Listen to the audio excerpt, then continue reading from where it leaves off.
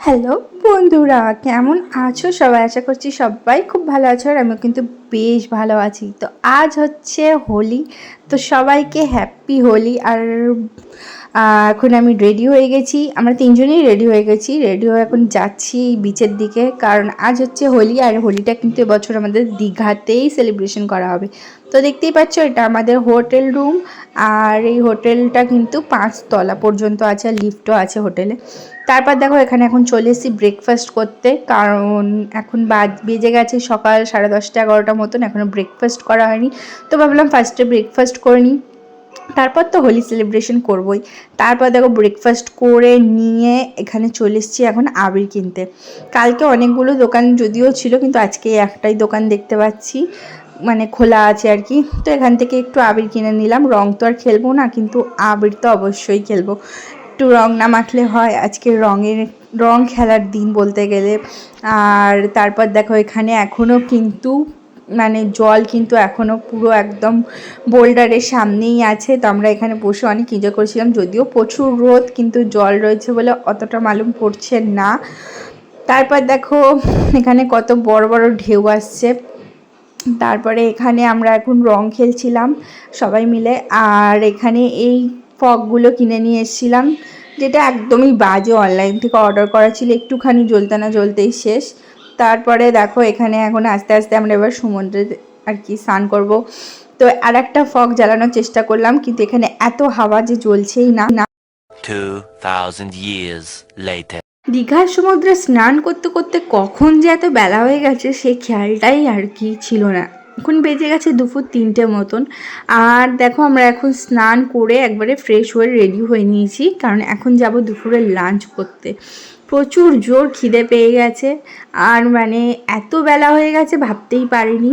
আজকে যেহেতু আমাদের শেষ দিন দীঘাতে, তার জন্য আমরা আজকে একটু বেশি এনজয় করেছি। কাল কিন্তু আমরা বাড়ি চলে যাব। তো চলো এখন গিয়ে ঝটপট খাবার খেয়ে নিই। তো এখানে দেখো ভাত দিয়েছে, গরম গরম ভাতটা বেশ ভালোই। তার সাথে দিয়েছে আলু ভাজা, আলু ভাজাটাও ভালো।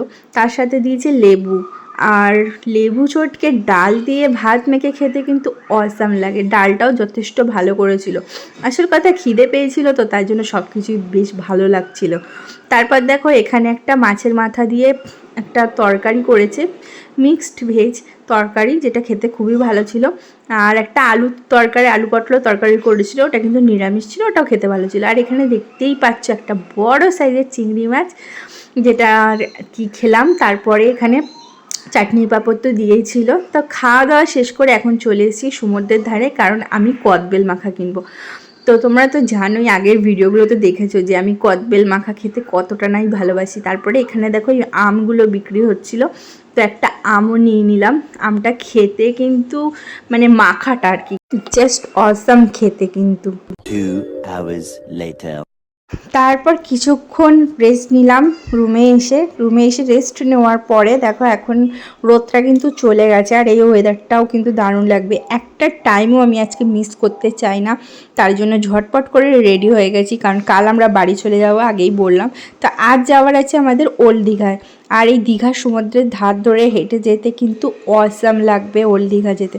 তো দেখো এখানে একটা বিড়ালি গাছটাতে বসেছিল, তো সেটাই আমি ভিডিও করছিলাম।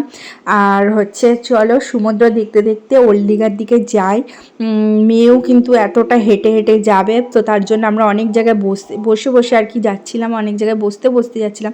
তো এখন চলে এসেছি ওল্ড দীঘার একদম সামনাসামনি। তো এখানে দেখো সমুদ্র, আর এদিকে হচ্ছে চায়ের দোকান। তো এখান থেকে একটু চা অর্ডার করা হলো, আর কিছু চিপসও অর্ডার করা হলো। তো এই দৃশ্য দেখতে দেখতে এরকম গরম গরম 2 কাপ চা দুজনেই নিয়ে নিয়েছি। আর চাটা খেতে কিন্তু অসাম ছিল, আর কি বলবো।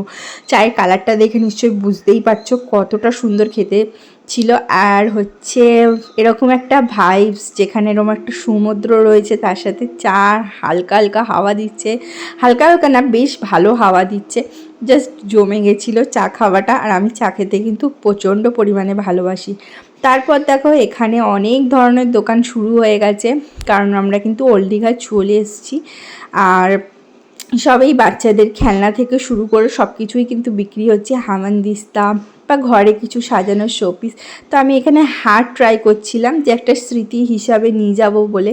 তো দেখতেই পাচ্ছ এখানে কত ধরনের হার, ক্লিপ, গার্ডার আরও অনেক কিছুই রয়েছে। তো শেষমেশ আমার হাজব্যান্ড আমাকে একটা হার আর কি পরে পছন্দ করলাম। তো এই সাদা হারটা, এর সাথে কিন্তু একটা এক জোড়া কানের দুলও রয়েছে। তো তারপরে দেখো এই ব্রেসলেটটাও আমার দারুণ পছন্দ হয়েছিল বলে এটাও আমি নিয়ে নিয়েছি। তারপর আর কি, আকাশে দেখছি হালকা হালকা মেঘ করছে।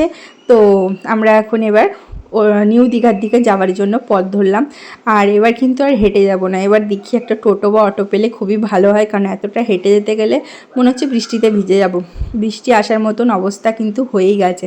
সমুদ্র যেন আরও বেশি উত্তাল লাগছে, কারণ এখন সন্ধ্যে হয়ে গেছে। দেখতেই পাচ্ছ সমুদ্রে বড় বড় ঢেউ আছড়ে পড়ছে, আর তার সাথে কিন্তু বিদ্যুৎও চমকাচ্ছে। মনে হচ্ছে এক্ষুনি ঝড় বৃষ্টি নামবে, আর একটা দমকা হাওয়াও দিচ্ছে।